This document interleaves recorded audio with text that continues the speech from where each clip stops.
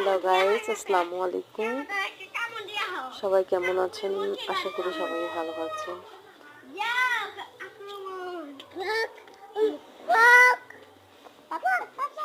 এটা হচ্ছে আমার রোজকার ডিউটি। প্রত্যেকদিন সকালবেলা ঘুম থেকে উঠে বাজাতে রেডি করে মাদ্রাসায় নিয়ে যেতে হয়। দুই ছেলেকে নিয়ে যেতে হয়।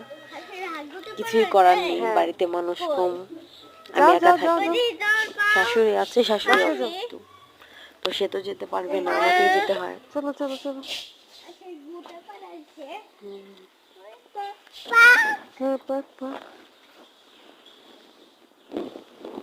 আমার বাবু হাঁস দেখলেই